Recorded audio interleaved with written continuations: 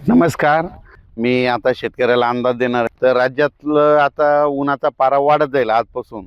पण रात्रीच्याला थंडी देखील राहणार आहे. रात्री 11 ते सकाळी 7 वाजेपर्यंत चांगली थंडी जाणवणार आहे. म्हणून हा महाराष्ट्रातल्या सर्वप्रथम शेतकऱ्यांनी अंदाज लक्षात. ही थंडी फक्त 20-22 तारखेपर्यंतच राहणार आहे. म्हणून हे देखील सर्व शेतकऱ्यांनी लक्षात घ्यायचं. म्हणजे 22 फेब्रुवारीपर्यंत थंडी राहणार आहे, म्हणून हे लक्षात घ्यायचं. पण राज्यात मात्र आजपासून ऊन वाढत जाणार आहे.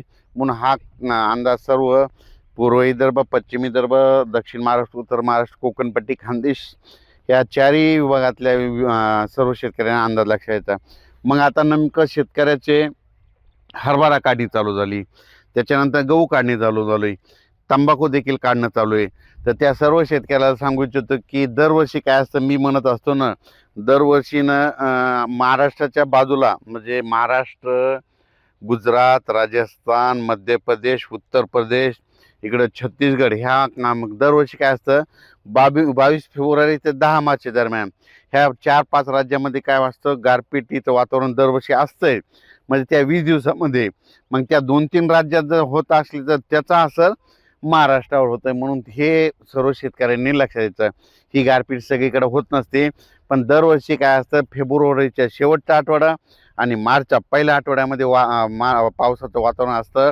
म्हणून शेतकऱ्यांनी काय करायचं, 22 तारखेपर्यंत ज्यांचा गहू, तूर, कांदा काढणी असलं तर 22 तारखेपर्यंत तुम्ही काय करायचं, काढण्याची तयारी ठेवायची. कारण की काय असतं, नंतर फेब्रुवारीच्या शेवटच्या आठवड्यात वातावरण खराब होतंच. म्हणजे ह्या 2-4 राज्यामध्ये काय होतं, मध्य प्रदेश, राजस्थान, गुजरात त्या भागामध्ये गारपिटीचं वातावरण होतं. म्हणून त्याचा असर आपल्या महाराष्ट्राला होतं. म्हणून हा अंदाज सर्व शेतकऱ्यांनी लक्षात घ्यायचा.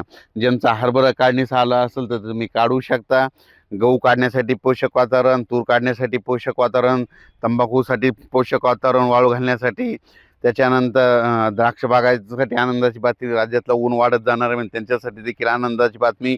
म्हणून हे देखील सर्व शेतकऱ्यांनी लक्षात घ्यायचं. पण राज्यात सध्या तरी म्हणजे आता म्हणजे 10-12 दिवस कसलंच म्हणजे वातावरण खराब नाही, काय नाही. उलट दिवसा ऊन वाढत जाणार आहे. उन्हाचा पारा जवळपास 35 म्हणजे काही ठिकाणी 34 अंश, कुठं 35, कुठं 36-37 अंशापर्यंत. विदर्भात घाटाच्या खाली थोडा जास्त वाढत जाणार आहे, 36पर्यंत जाणार आहे. म्हणून ह्या विदर्भातल्या देखील शेतकऱ्यांनी लक्षात द्यायचा. काही भागामध्ये 34 राहील, कुठं 36 अंश सेल्सिअस तापमान राहील.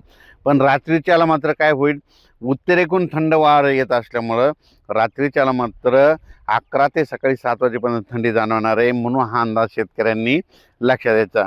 आणि बऱ्याच आणखीन शेतकऱ्याचे मला फोन देखील आले की 2026ला म्हणजे दुष्काळ पडणार आहे का. तर परत एकदा सांगतो, प्रत्येक वेळेस सांगणार आहे, 2026ला दुष्काळ वगैरे काही पडणार नाही.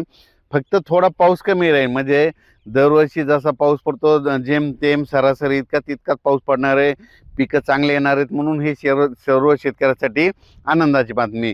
आणि त्याच्यानंतर काय होणार आहे, परतीचा पाऊस काय होणार आहे, शेवटी मग 2026मध्ये परतीचा पाऊस काय होणार आहे, अहिल्यानगर जिल्हा, लातूर जिल्हा, सोलापूर जिल्हा, सांगली जिल्हा, पुणे जिल्हा, त्याच्यानंतर लातूर, बीड ह्या पट्ट्यामध्ये परतीचा पाऊस पुन्हा मराठवाड्यामध्ये चांगला पडणार आहे.